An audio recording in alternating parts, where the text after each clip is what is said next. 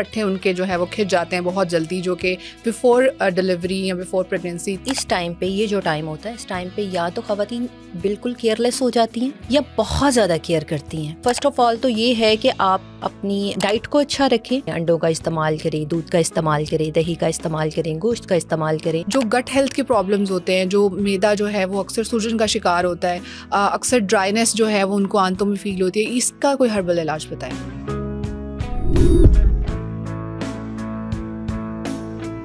Oily ज़्यादा हो तो भी दाने निकलते हैं, अगर बहुत ज़्यादा ड्राई हो जाए तो बहुत ज़्यादा वो स्ट्रेचनेस सी आ जाती है। इस चीज़ का होम्योपैथी में क्या इलाज है? फ्रूट्स का इस्तेमाल करना है हमें, जूसेस का इस्तेमाल करना है, फ्रेश जूसेस का इस्तेमाल करें। आप अपनी डाइट में यखनी को लेकर आएँ, पानी का इंटेक अच्छा करें। गुलाब के आइट के साथ फेस पे जितने भी निशानात होते हैं वो ख़त्म हो जाते हैं। मदर फीडिंग में प्रॉब्लम क्यों आती है? ग़िज़ा क्या रखनी चाहिए? जिसमें आप फ़िश का इस्तेमाल कर सकते हैं, एग यॉक का इस्तेमाल कर सकते हैं। इसके साथ होम्योपैथिक में एक मेडिसिन होती है।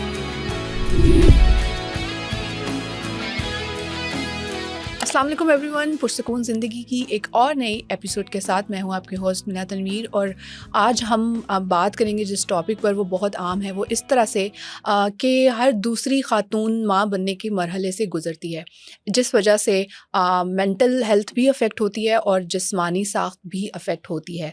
इसी सिलसिले में हमारे साथ स्टूडियो में मौजूद हैं डॉक्टर ज़ूबिया, जो होम्योपैथिक फ़िज़िशियन हैं, जो इस सिलसिले पर बात करेंगी और बताएंगी कि आफ्टर डिलीवरी औरतें जो जिस्मानी कमज़ोरी से गुज़रती हैं उसका क्या इलाज हो सकता है, हर्बल तरीके क्या हैं। वेलकम करते हैं डॉक्टर ज़ूबिया का। अस्सलाम वालेकुम। वालेकुम अस्सलाम। कैसी हैं आप? अल्हम्दुलिल्लाह, आप ठीक हैं? जी अल्लाह का शुक्र। अच्छा, जैसे मैंने इंट्रो में बताया कि आज हम बात करने जा रहे हैं ख़वातीन के जो पेचीदा मसाइल होते हैं, स्पेशली आफ्टर डिलीवरी या ड्यूरिंग प्रेगनेंसी।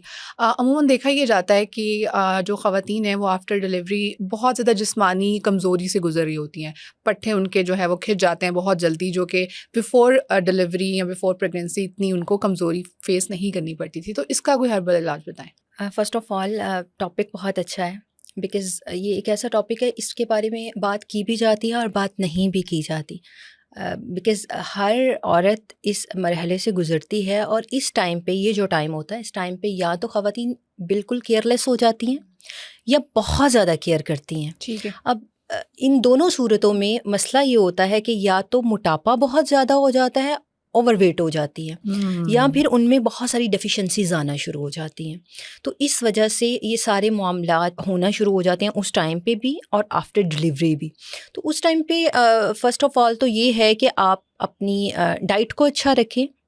अच्छी डाइट, जो अगर आपकी डाइट अच्छी होगी, प्रॉपर होगी, तो फिर आप जिस्मानी तौर पे ठीक रह सकेंगे। ठीक है। उसमें आप प्रॉपर जो है वो प्रोटीन इंटेक करें, आप अच्छा। फाइबर इंटेक करें, आप मतलब तमाम चीज़ें, आप कैल्शियम आप लें। अक्सर ख़वातीन जो होती हैं वो सप्लीमेंट्स यूज़ कर रही होती हैं, लेकिन मैं कहती हूँ सप्लीमेंट्स के साथ साथ आप नेचुरल फार्म में चीज़ें लाजमी तौर पे लें। अंडों का इस्तेमाल करें, दूध का इस्तेमाल करें, दही का इस्तेमाल करें, गोश्त का इस्तेमाल करें, इस तरह की चीज़ें इस्तेमाल करें।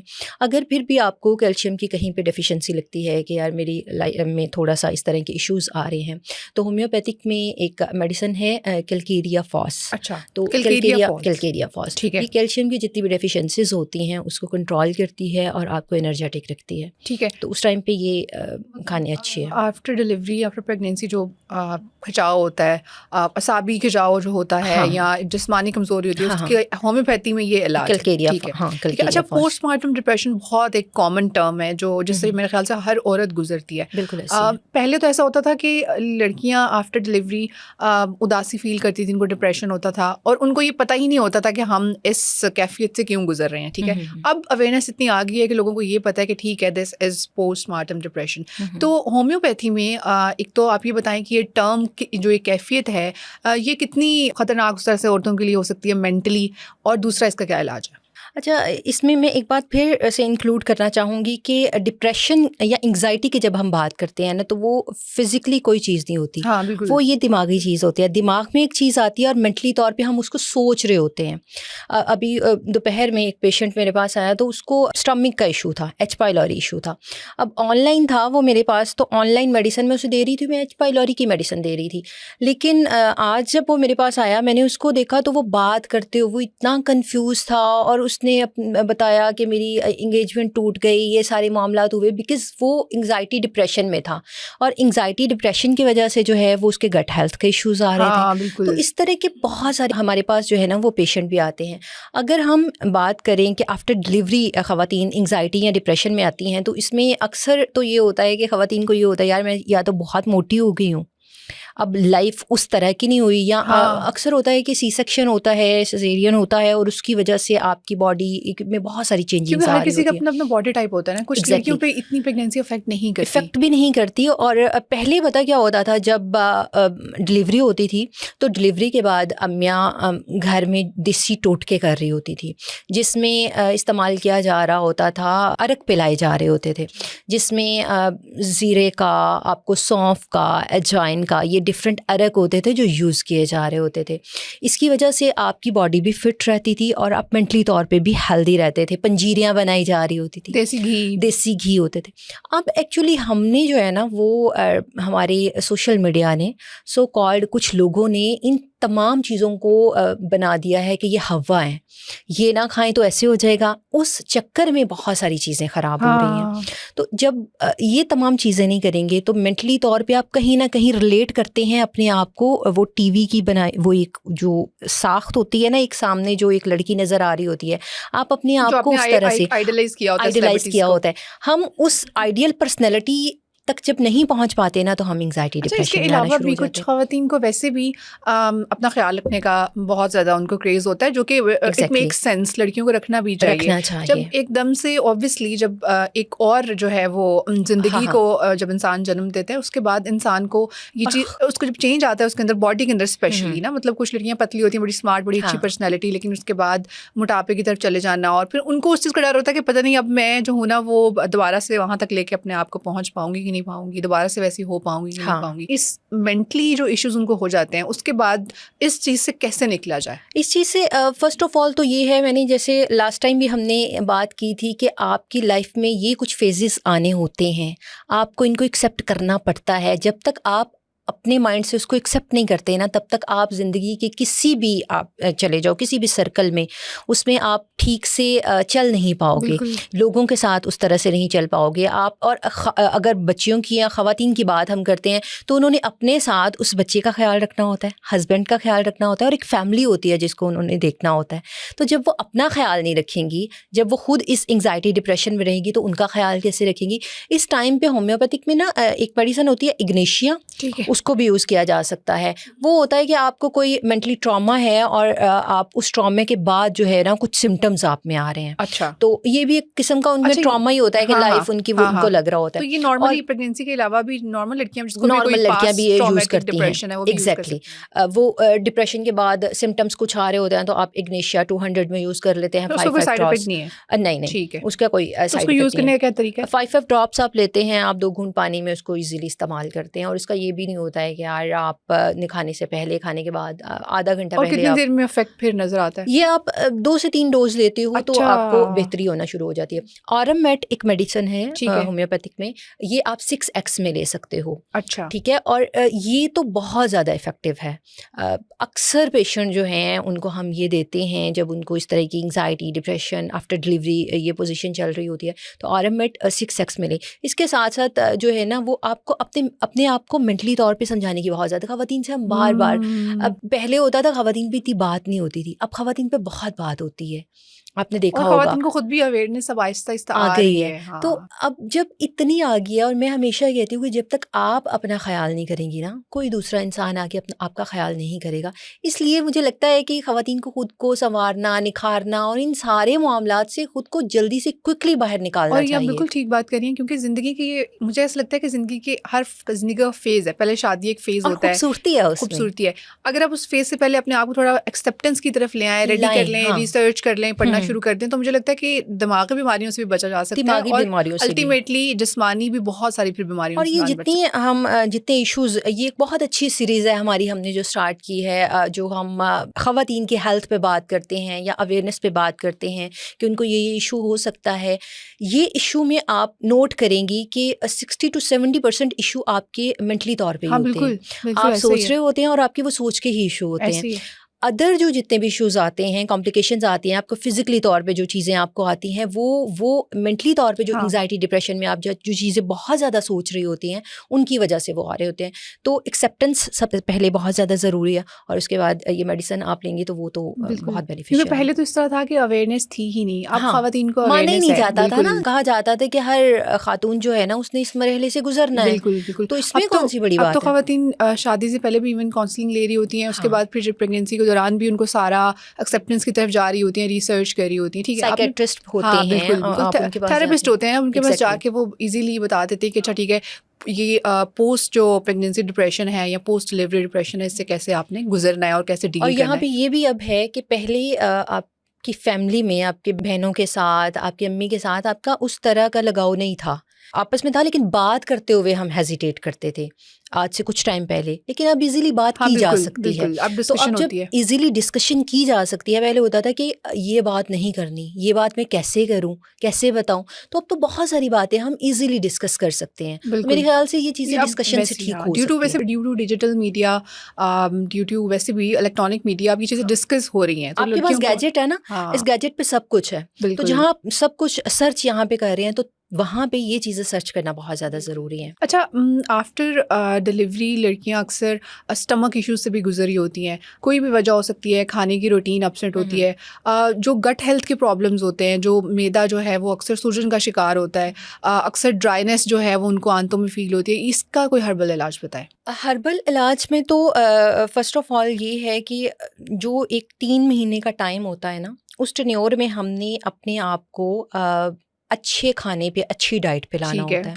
अब फर्स्ट ऑफ ऑल ये होता है कि इधर से डिलीवरी हुई, 1 हफ्ता गुजरा और बच्चियाँ दोबारा से डाइट स्टार्ट कर देती हैं।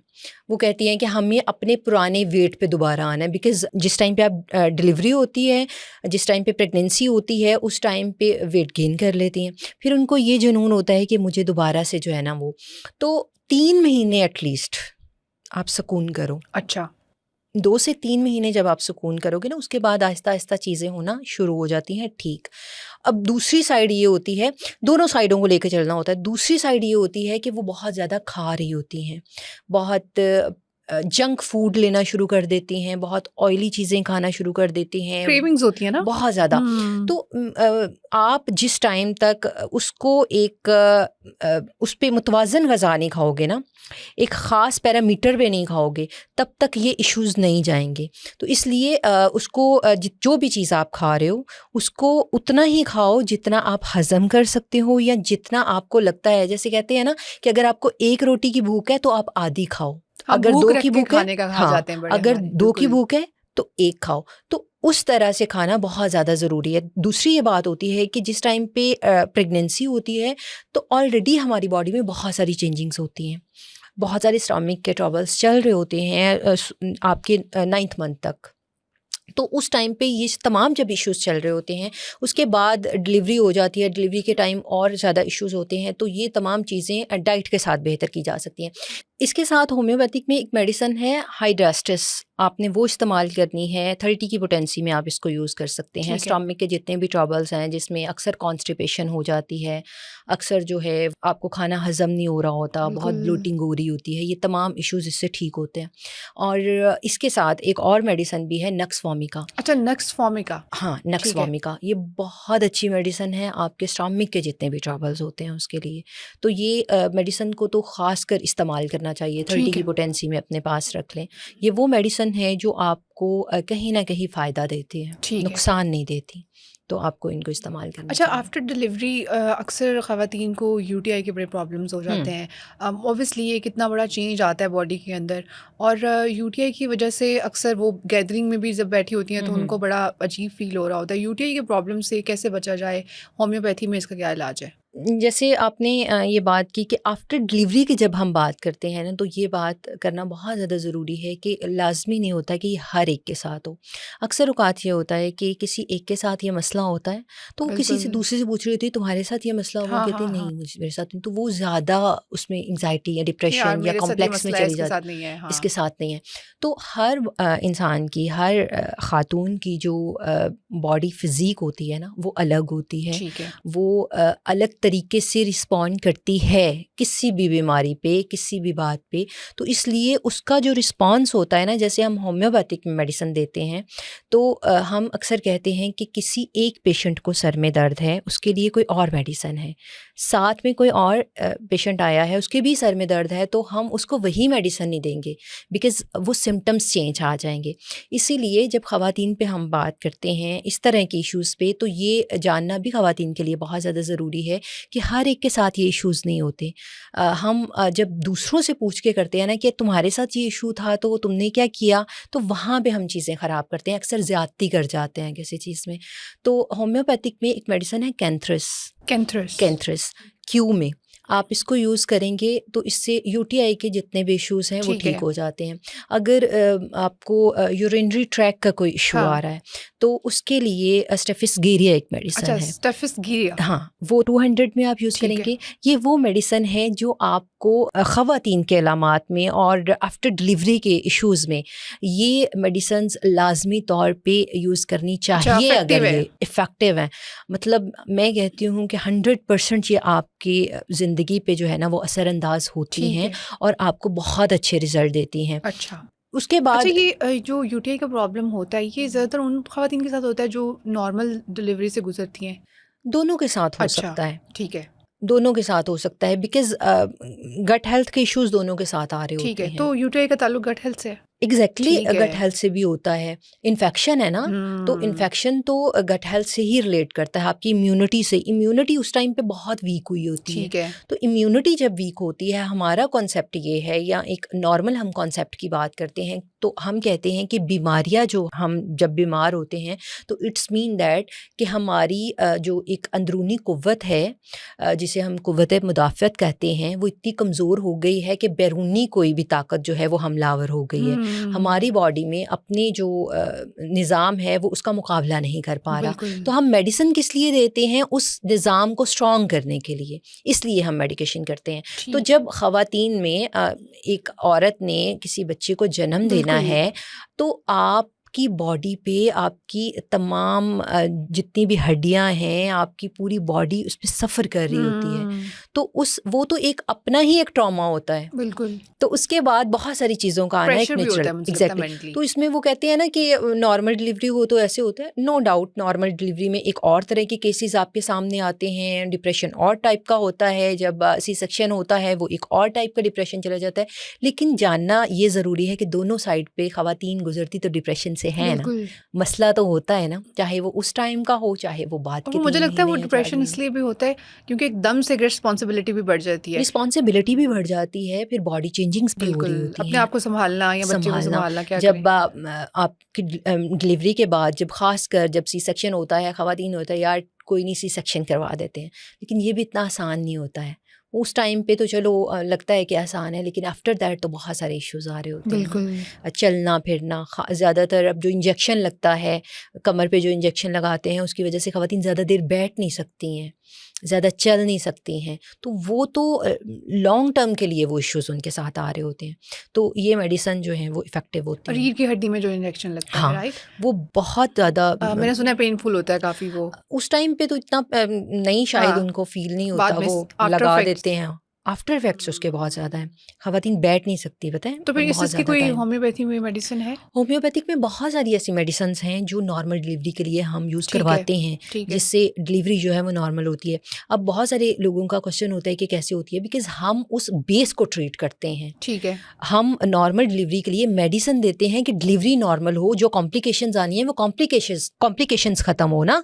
तो होम्योपैथिक में बहुत सारी मेडिसिन है, जिसमें हम सीपिया देते हैं, हम पल्सटीला देते हैं, हम नेट्रोम्योर देते हैं, मतलब बहुत सारी मेडिसिन होती हैं ठीक है। जो अकॉर्डिंग टू सिम्टम्स यूज़ की जाती ठीक है। हैं। अभी आपने जो बात की कि हम लोग ड्यूरिंग प्रेगनेंसी भी जो है वो होम्योपैथी की मेडिसिन सजेस्ट करते हैं। Exactly. मैंने तो ऐसे केसेस देखे हैं नॉर्मली, और आपको भी इस चीज़ का आइडिया होगा कि होम्योपैथी की ना उस तरह से इतनी, मुझे ऐसा लगता है कि अवेयरनेस उस तरह से नहीं है। लोग ओबियसली गायनेकोलॉजिस्ट के पास तो जाते हैं। For example if someone is expecting तो वो गायनेकोलॉजिस्ट के पास जाएगी, वो 9 मंथ्स जो है वो फॉलो अप लेती रहेगी। मैंने आपसे ये पूछना है कि आप अगर गायनेकोलॉजिस्ट से भी फॉलो अप ले रहे हो तो आप साथ होम्योपैथी से भी अपना इलाज करवाएं, ये ज़्यादा बेहतर रहेगा?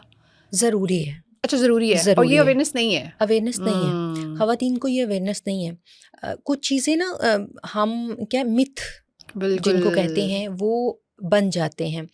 हम कहते हैं ये चीज़ ऐसे है, कोई एक इंसान कोई एक लाइन बोल देता है, कोई दूसरे ने वो चीज़ देखी नहीं है, लेकिन वो उसको वो सुन के ना तो वो कह रहा है, जैसे होम्योपैथिक में कहा जाता है कि ना फ़ायदा है ना नुकसान है। अब हाँ, मैं बिकॉज़ मेरा सोशल मीडिया के साथ काफ़ी अट्रैक्शन रहता है, तो मैं अक्सर ये बात पूछती भी हूँ कि हाउ इज़ इट पॉसिबल कि जो चीज़ एग्ज़िस्ट कर रही है, कितने सालों से एग्ज़िस्ट कर बिल्कुल। रही है, कितने लोग जो हैं, कितने ख़ानदान चल रहे हैं इसकी वजह से, मेडिसिन की जो कंपनियों की आप बात करते हो, या इतने साल एक चीज़ का फ़ायदा नुकसान नहीं है, वो इतने सालों से एग्ज़िस्ट कैसे कर सकती है? और जो चीज़ अगर कहीं न कहीं फ़ायदा दे रही है, तो वो नुकसान कैसे नहीं दे सकती? बिल्कुल। पॉइंट है ना? अब तो ये अवेयरनेस क्या इसको कहेंगे, अब तो ये समझा जाता है कि जो लोग जो इतने एजुकेटेड नहीं है, जिनको पता नहीं है कि हमने कैसे डील करना है बीमारियों के साथ, वो होम्योपैथी के पास वो हल ढूंढते हैं और उनसे, मज़े की बात ये है कि जब कहीं पे कोई हल नहीं मिलता ना, फिर फिर होम्योपैथी। होम्योपैथी के फिर क्यों आते हैं? उस टाइम पे आते हैं जिस टाइम पे क्रॉनिक हो चुकी होती हैं, आपके किडनी इश्यूज़ फिर हल हैं। नहीं मिलता तो कहते हैं कि हल नहीं मिला हमें होम्योपैथी से। पॉइंट ये है कि आप 20 साल पुराना आर्थराइटिस लेकर आ गए हो हमारे पास, आप अपनी जो है वो स्टोमिक के इश्यूज़ लेकर आ गए हो, 10 साल हो गए हैं जी, एच पाइलोरी का इशू लेकर आ गए हो, IBS हो गया जी, पिछले 6 साल 7 साल से दवाइयाँ खा और रहे हो। तब आते हैं जब एंटीबायोटिक्स आपने उन्होंने मजीद खराब कर लिया होता है। स्टीरॉइड्स खा खा के, एंटीबायोटिक्स खा के बेड़ा गर्क कर दिया आपने, और आप कहते हो कि यार ये 10 साल पुराना, 15 साल पुराना जो मैं एक काम चलाता आ रहा हूँ, या मैंने डिफरेंट जगह पे मेडिसिन्स ले ली हैं, हम क्वैक्स के पास चले गए हैं, हमने वहाँ से ली, दम करवाया, 15 साल पुरानी चीज़ 15 मिनट में तो ठीक नहीं हो सकती। बिल्कुल। उसको 1 महीना, 2 महीना, 3 महीना तो देना पड़ेगा ना फिर। कंसिस्टेंसी। एग्ज़ैक्टली। तो पॉइंट फिर वही है जो हमें समझना चाहिए। जैसे इस प्लेटफ़ॉर्म से बहुत सारी बातें होती हैं हर्बल चीज़ों के रेलिवेंट। हम कहते हैं कि आप स्टीरॉइड का यूज़ ना करें। आप अगर क्रीम्स लगाते हैं, आप फेस पे क्रीम्स लगाते हैं, आप अपने बालों के लिए शैम्पूज़ का इस्तेमाल करते हैं जिसमें बहुत ज़्यादा केमिकल्स हैं, आप डिफरेंट जो हैं वो जाते हैं पार्लर्स में जाते हैं, वो आपकी स्किन को वक्ती तौर पे शाइन देंगे, लेकिन वो शाइन 10 दिन की होगी, 5 दिन की होगी, 15 दिन की होगी। उसके बाद आपको उसका वो ट्रबल्स आना शुरू हो जाएंगे, आपको उसके साइड इफ़ेक्ट्स आएंगे। इसलिए हम कहते हैं कि आप हर्बल चीज़ों की तरफ आएँ, बिकॉज़ आपके घर में वो चीज़ें मौजूद हैं, और वो चीज़ें अगर आप कंसिस्टेंसी से यूज़ करेंगे तो वो आपको लॉन्ग टर्म के लिए फ़ायदा देंगी। बिल्कुल। इस तरफ जब आएँगे ना, और बहुत सारे लोग, मुझे लगता है कि अब वो नहीं है, वो एक ऑरा गुज़र गया जब वो कहते थे कि बिल्कुल नहीं। अब बच्चियों को इतनी अवेयरनेस हो गई है, आपने देखा होगा वो बेसन का इस्तेमाल करती हैं, वो मुल्तानी मिट्टी का इस्तेमाल करती हैं, वो ककम्बर का इस्तेमाल करती हैं। बिल्कुल। ये चीज़ें इस्तेमाल होना शुरू, योगर्ट का इस्तेमाल किया जा रहा होता है। इवन दो हमारी कुछ एक्ट्रेसेस हैं, वो भी बता रही होती हैं कि मैं अपने फेस पे ये लगाती हूँ।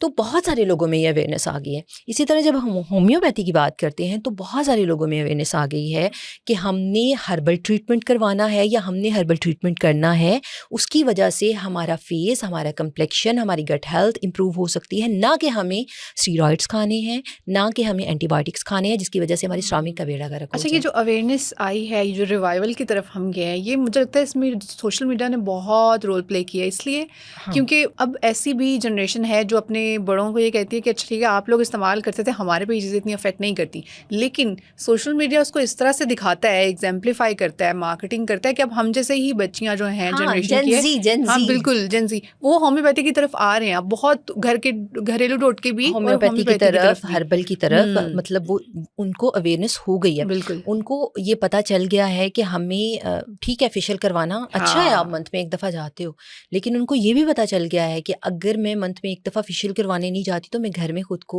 इम्प्रूव कैसे कर सकती हूँ। बिल्कुल। उनको ये भी पता चल गया है कि बालों के लिए मुझे घर में बैठ के सीरम कैसे बनाना है। उनको ये भी पता चल गया है कि अगर मेरे ग्रे हेयर्स आ गए हैं तो मुझे कैसे शैम्पू बनाना चाहिए, या मुझे कौन सा ट्रीटमेंट लेना चाहिए।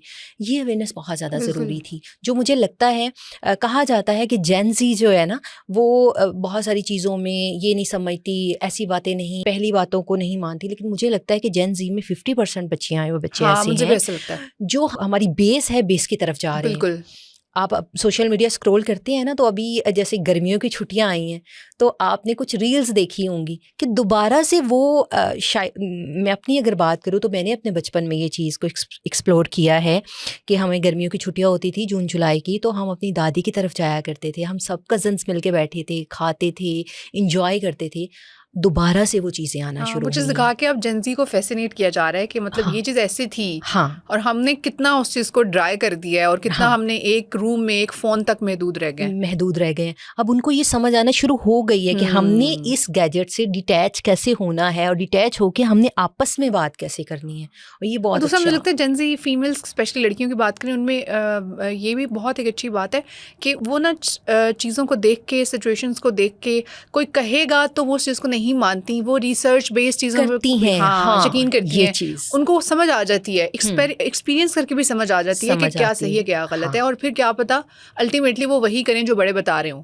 एग्जैक्टली ये बहुत अच्छी बात है कि वो सुनी सुनाई बातों पे नहीं नहीं आते। करती। ये एक बात तो है यार, वो मानते नहीं है। हाँ आप उनसे सवाल करोगे, बिल्कुल आप उनको जवाब दोगे तो वो पूछेंगे आगे से बिल्कुल। सवाल करके कि ये आपने आंसर किया, ये कैसे हाँ, दिया, और ये इसकी वजह क्या इसमें है? कोई बुराई नहीं है, पूछना बुराई नहीं है, चाहिए। पूछना चाहिए इस तरह ये अवेयरनेस के होता है कि लिए, अपनी नॉलेज को रिस्पॉन्सिबिलिटी रिस्पॉन्सिबिलिटी टू बिल्कुल जो है 100% वो बच्चे पे खुद चली जाती है, वो खुद समझता है कि सही क्या है गलत क्या है। ठीक है, बिल्कुल आपने बिल्कुल ठीक कहा। हम ऑब्वियसली प्रेगनेंसी और डिलीवरी की बात करें और उसके आफ्टर इफेक्ट्स की बात करें, अक्सर आफ्टर डिलीवरी इस तरह होता है कि फ़ीमेल्स जो हैं उनको स्किन के बहुत सारे इश्यूज हो जाते हैं। ठीक है, अक्सर ख़वातीन ये कहती हैं कि हमारी पहले जो है ना स्किन उसकी जो पीस थी वो नॉर्मल थी, लेकिन अब हमें वो ड्राइनेस फील हाँ होती है, हाँ हम खुश्की की तरफ जाते हैं। ऑयली ज़्यादा हो तो भी दाने निकलते हैं, अगर बहुत ज़्यादा ड्राई हो जाए तो बहुत ज़्यादा वो स्ट्रेच एक ना स्ट्रेचनेस एग्जैक्टली से आ जाती है। इस चीज़ का होम्योपैथी में क्या इलाज है? सबसे पहले तो ये है कि हमें फ्रूट्स का इस्तेमाल करना है, ठीक है। हमें जूसेस का इस्तेमाल करना है, फ्रेश जूसेस का इस्तेमाल करें। आप अपनी डाइट में यखनी को लेकर आएँ, जो ठीक है। हम हमेशा बात करते हैं, बिकॉज़ आज आगे बातें वही होती हैं, लेकिन वो बातें हमारे ऊपर इम्प्लीमेंट करने से हमारी स्किन, हमारी हेल्थ जो है वो इम्प्रूव हो रही होती है।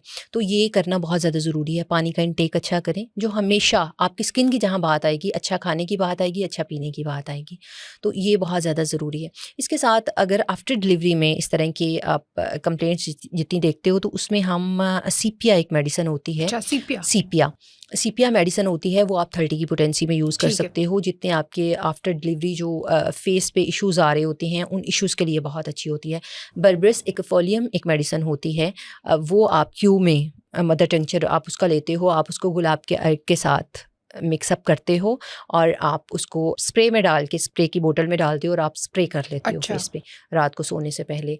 तो इससे भी आपके जो फेस पे जितने भी निशानात होते हैं वो ख़त्म हो ठीक जाते है। हैं। आफ्टर डिलीवरी एक ही बहुत मदर फीडिंग की बहुत लड़कियों पे रिस्पॉन्सिबिलिटी भी कह सकते हैं होती है, क्योंकि एक मेंटल उनको होता है कि यार हमारी रिस्पॉन्सिबिलिटी है ये हमारी औलाद की तरफ।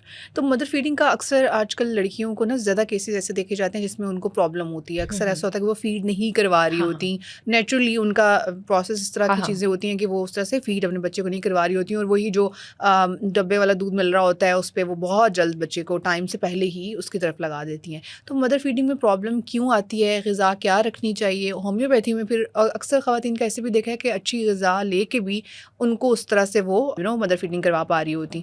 तो होम्योपैथी में इसका इलाज भी बताएं और डाइट कैसी रखनी चाहिए जिससे मदर फीडिंग में फ़र्क आए? रिच कैल्शियम ठीक है। जिसमें हो वो आपको यूज़ करनी चाहिए डाइट, जिसमें आप फ़िश का इस्तेमाल कर अच्छा। सकते हैं, एग यॉक का इस्तेमाल कर सकते हैं, ठीक है। दूध दही का इस्तेमाल कर सकते हैं, वो डाइट ले सकते हैं जिसमें कैल्शियम अच्छा हो। इसके साथ होम्योपैथिक में एक मेडिसिन होती है चाइना, अच्छा। चाइना 6X में हम यूज़ करवाते ठीक हैं, है। जिसकी वजह से ये जो कंप्लेन आती है ना कि हम फीड नहीं करवा पा रहे या बहुत सारी इस तरह के फीडिंग के इश्यूज़ आ रहे हैं, तो उसमें 6X में चाइना आप यूज़ करो और इसके साथ अपनी खुराक को अच्छा रखो। यानी कि आप दूध दही का, अंडों का, मछली का ठीक है। और ख़ास तौर पे हेल्दी चीज़ों का इस्तेमाल करो, तो ये नॉर्मल हो। मैं आपसे ये पूछना चाह रही हूँ कि ये बहुत एक कॉमन मसला है जिसमें आफ्टर सिजेरियन लड़कियाँ अक्सर जो स्टिचेस मार्क्स होते हैं उसके बाद पेन जो है वो काफ़ी महीने जो है कितने महीने नहीं जा रही होती, जो स्टिचेस मार्क्स ज़ख्म होते हैं, ख़राब हो हाँ जाते हैं। बिल्कुल ज़ख्म ख़राब हो जाते हैं, जो स्टिचेस मार्क्स होते हैं वो जो है वो पड़े रहते हैं, उनके वैसे ही नज़र आते रहते हैं, वो ठीक नहीं होते जल्दी। इसका होम्योपैथी में क्या इलाज है? अच्छा, उनके ख़राब होने की एक तो वजह ये होती है कि ख़याल नहीं रखा जा रहा होता, कुछ स्टिचेस ख़राब हो जाते हैं, जिसकी वजह से उसमें अक्सर पस पड़ जाती है। हाँ, ये अक्सर तो जो बहुत है कॉमन मसला है, पस हाँ, पड़ने वाला। पस पड़ जाती है, मतलब सब ठीक हो गया, कोई 1-2 स्टिचेस रह गया और उसमें पस पड़ गई, और वो लॉन्ग टर्म उसमें ये होता है कि बच्चियां जो हैं वो ख़वातीन या जो हैं वो शुरू में ख़याल नहीं कर रही होती, उठने बैठने का, नहाने का, उनकी केयर उस तरह से नहीं की जा रही होती, साफ़ ठीक से नहीं किया जा रहा होता। तो सबसे पहले तो उसकी सफाई, हाइजीन का ख्याल रखना बहुत ज़्यादा ज़रूरी है। हाइजीन के ख्याल में आपको उसको प्रॉपर साफ़ करना बहुत ज़्यादा ज़रूरी है, अगर वो फिर भी ख़राब हो जाते हैं। अच्छा, इसके लिए होम्योपैथिक में एक मेडिसिन है कैलेंडुला। कैलेंडुला क्यों में आपने यूज़ करनी है, वो आपने इनटेक के लिए नहीं है। कैलेंडुला का जो इस्तेमाल होता है वो होता है उन ज़ख्मों के लिए जो ख़राब हो जाएं, जो हील ना हो रहे हों, जिसमें पस हो, तो वो आपके हाइजीन को बेटर करने के लिए होती है। तो आपने जहाँ कट लगे हैं या जहाँ पे वो निशानात हैं या जहाँ पे वो पस पड़ गई है, ख़राब हो गए हैं, तो आपने कैलेंडुला लेनी है। उसको आपने कॉटन से उस स्पेसिफ़िक पार्ट पे उसको साफ़ करना है। उसको आपने 2 से 3 दफ़ा दिन में उसको रिपीट करना है। उससे वो 1 से 2 दिन में जो है वो ठीक होना शुरू हो जाएगा। तो ये करना बहुत ज़्यादा ज़रूरी है। हाइजीन का एक तो ख्याल रखना है, दूसरा बहुत ख्याल रखना है। यूज़ करें तो बजाय इसके कि आप एंटीबायोटिक खाएं और आपको और मसाइल शुरू हो जाएं, बेहतर है कि आप होम्योपैथी की तरफ जाएं। और अगर ख़राब हो जाएं तो फिर हम बहुत ज़्यादा एंटीबायोटिक्स का इस्तेमाल करना शुरू कर देते हैं ना, तो वो मेडिसिन होती है। मैंने तो ख़वातीन को ये भी देखा है, खा रही होती हैं। कुछ ख़वातीन तो मैं अक्सर कहती हूँ कि आप चलता फिरता ना हॉस्पिटल हो, हर चीज़ के लिए मेडिसिन होती है उनके पास, तो मेडिसिन का इस्तेमाल करना चाहिए, लेकिन इतना भी नहीं करना चाहिए कि आप, मैं ये सोच रही हूँ ऐसी बॉडी कितनी देर तक चलेगी। वो फिर हो जाता है ना कि आपको हर चीज़ के लिए आप उसके आदी हो जाते हो। आपको हर चीज़ के लिए फिर आप डोज बढ़ाते हो, ग्रेजुअली डोज बढ़ाना शुरू कर देते हो, फिर हाई पोटेंसी पे जाके भी जो है वो फ़ायदा नहीं हो रहा होता। अक्सर ख़वातीन या लोगों के साथ ये मसाइल चल रहे होते हैं। अच्छा, आफ्टर डिलीवरी लड़कियां स्टिच मार्क्स जो होते हैं उनसे भी गुजर रही होती हैं, ठीक है, बॉडी पे, टांगों पे लाल लाल जो है वो निशान पड़ जाते हैं, और स्टिच मार्क्स फिर लॉन्गर रन में उनके पड़े रहते हैं, कितने कितने महीनों, कितने कितने साल। एक तो इसकी रीज़न बताएं, ठीक है, और दूसरा जो है वो इसका होम्योपैथी में इलाज भी। अच्छा, बॉडी ना उस टाइम पे बहुत सेंसिटिव हुई होती है, बहुत सारी चेंजिंग्स आ रही होती हैं, आपके सेल्स में तोड़ फोड़ का अमल चल रहा होता है। जिस टाइम पे आपके सेल्स में तोड़ फोड़ का अमल चल रहा होता है ना, उस टाइम पे हर चीज़ जो है ना वो पिंच हो रही होती है, ठीक है। तो उस टाइम पे अक्सर ख़वातीन को होता है कि उनको बहुत ख़ारिश हो रही होती है, अक्सर इन्फेक्शन हो जाते हैं, और वो जब करती हैं तो वो निशान रह जाते हैं। अच्छा, ठीक है। तो उसके लिए एक तो ये है कि आपने अपनी बॉडी को हाइड्रेट रखना है। तो रीज़न क्या है कि सेंसिटिव बॉडी होने की वजह से जब आपको कहीं भी इचिंग होती है तो आप खारिश करते हो, तो बहुत ज़्यादा क्योंकि वो खारिश हो बहुत ज़्यादा रही होती है। अक्सर आपने देखा होगा ख़वातीन की गर्दन जो होती है वो काली हो जाती है, बहुत सारी इस तरह की कॉम्प्लिकेशंस, इश्यूज चल रहे होते हैं। इसमें एक होम्योपैथिक की रेमेडी मैं आपको बताती हूँ।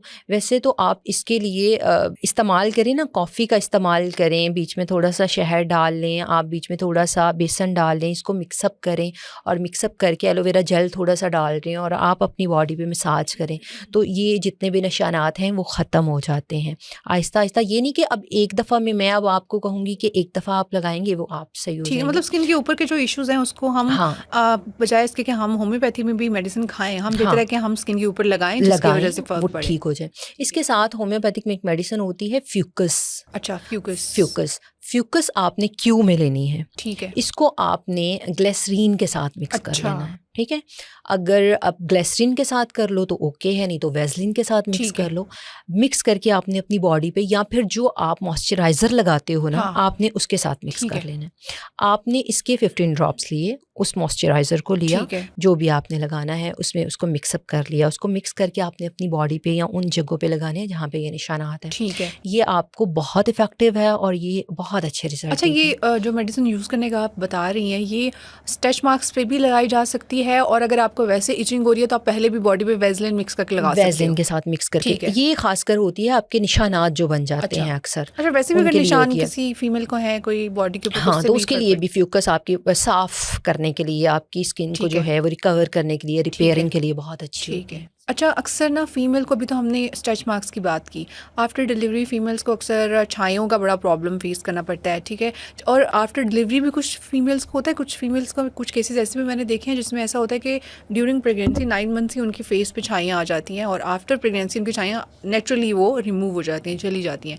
लेकिन आफ्टर डिलीवरी जब छाइयाँ आती हैं तो वो अक्सर मैंने देखा है कि वो कितने कितने महीने रहती हैं। तो छाइयों को ख़त्म करने का होम्योपैथी में क्या इलाज है? छाइयों के लिए सबसे अच्छा इलाज तो ये है कि अच्छा खाएं, ठीक है। दूध का इस्तेमाल ठीक करें, है। अंडों का इस्तेमाल करें, आप गोश्त का इस्तेमाल करें, सब्जियों का इस्तेमाल करें, ग्रीन वेजिटेबल्स का इस्तेमाल करें।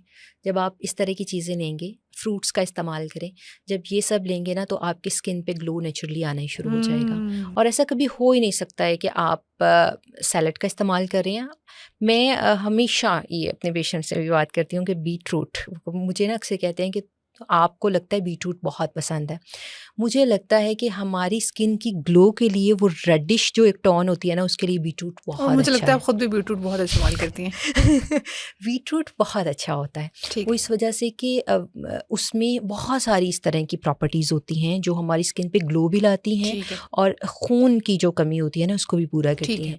तो इसका इस्तेमाल बहुत बीटरूट ज़रूरी है। जूस की फॉर्म में या बीटरूट सैलेड में आप यार अब तो इसमें ये है कि स्मूदीज़ बन जाती हैं, हाँ, सैलेड बिल्कुल, बन जाते बिल्कुल, हैं, बिल्कुल। आपको जूस में आप उसमें पुदीना डाल लो, आपको जो दिल ठीक करता है। है, जो आपको चीज़ पसंद है। अब तो इतनी वैरायटी आ गई है ना कि आप तो सादा-सादा तो कुछ कर ही नहीं सकते ना। हुँ, आप उस वैराइटीज़ को शामिल करो, आप लेमन बीच में स्क्वीज़ कर लो, आप उसमें जिंजर डाल लो, जो आपको है। तो ठीक है। ये लाज़मी तौर पे ठीक इस्तेमाल है। करें। लाज़मी जहाँ पे झाइयाँ या फिर आप कह रहे हो आपकी स्किन की डल टोन है तो आपको खाने की ज़्यादा ज़रूरत है, ठीक है। आपकी डाइट की अच्छी करने की ज़्यादा ज़रूरत है। इसके साथ अगेन सीपिया बहुत अच्छी मेडिसिन है ठीक है। जो कि आपकी आफ्टर डिलीवरी की जो कंप्लेंट्स होती हैं जिसकी वजह से आपकी बॉडी में चेंजिंग्स आ रही होती हैं। फ्यूकस जो बताई है आपने वो स्ट्रेच मार्क्स पे लगाने के लिए हाँ, बताई है, और वो मैंने सीपिया जो बताई। बताई है वो छाइयों के लिए। ठीक है। झाइयों के लिए बताइए, वो 200 में आप लेंगे और आप अच्छा। इसको 5 ड्रॉप्स 2 ठीक बूंद है। पानी में इस्तेमाल करेंगे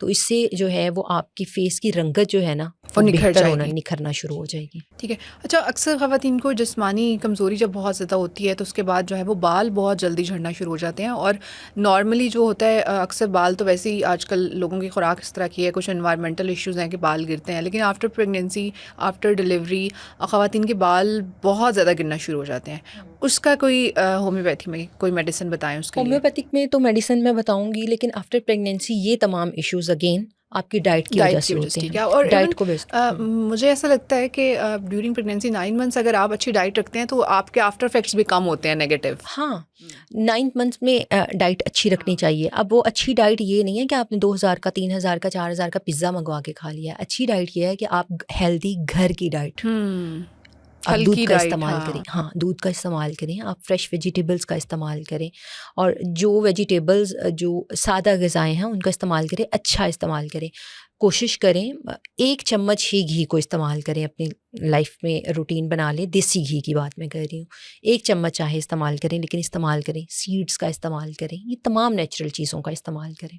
ठीक है। तो मतलब ये सॉल्यूशन है कि होम्योपैथी में भी अगर आपने मेडिसिन्स की तरफ जाना है तो आपने मेडिसिन बेशक कंटिन्यू रखें, लेकिन अल्टीमेटली आपकी डाइट ही मैटर करती है। डाइट मैटर करती है और इसके साथ फेरम फॉस एक मेडिसिन है ठीक है। आयरन डेफिशिएंसी में जो ठीक है। बहुत आपको बेनिफिशियल है। अच्छा। तो फेरम फॉस 6x में आप यूज़ कर लें। और कैल्शियम डिफिशिएंसी के लिए? उसके लिए भी जो है वो कैलकेरिया फॉस है, अच्छा। वो आप कैल्शियम डेफिशिएंसी के लिए यूज़ कर सकते हैं। चाइना यूज़ कर सकते हैं। अक्सर औकात क्या होता है कि ब्लीडिंग बहुत ज़्यादा हो जाती ठीक है है। या आफ्टर डिलीवरी भी ब्लीडिंग बहुत ज़्यादा हो रही होती है, ख़त्म नहीं हो रही होती। तो चाइना जहाँ पे बहुत ज़्यादा ब्लीडिंग हो जाए, बहुत ज़्यादा आयरन डेफिशिएंसी हो जाए, तो चाइना आप 6x में यूज़ कर ठीक सकते है। हैं। ठीक है। अच्छा, अक्सर ख़वातीन को मदर फीडिंग के दौरान ये इशू आता है कि ब्रेस्ट अकड़ने की वजह से उनको बहुत ज़्यादा बुखार हो जाता है, ठीक है। उनकी बॉडी में बहुत ज़्यादा थकान उनको फ़ील हो रही होती है, और वो मास्टाइटिस जैसे इशू से भी गुजरती हैं। इस चीज़ का होम्योपैथी में क्या इलाज है? बहुत बेस्ट मेडिसिन है फाइटोलाका। अच्छा। और ये वो मेडिसिन है कि जो आपको बहुत जल्दी इफ़ेक्ट देती है। ठीक है। फाइटोलैका आप 30 में यूज़ करते हैं। आप जो भी ख़ातून इस इशू से गुज़रती है वो फाइटोलैका का इस्तेमाल करें। 30 की पोटेंसी लें, 5 ड्रॉप्स लें और इसको 2 घूंट पानी में पी लें। दिन में 2 से 3 दफ़ा इसको रिपीट करें। ठीक एक है, दिन में ये इशू ठीक हो ठीक है। जाएगा। और इसका कोई डाइट प्लान भी अफ़ेक्ट करता है इस चीज़ पे? डाइट प्लान डेफ़िनेटली इफ़ेक्ट करता है, जिसमें आप इसका ज़ैतून का जो ऑयल अच्छा, होता है वो यूज़ करें इफ़ेक्टिव आप, होता ठीक है, है।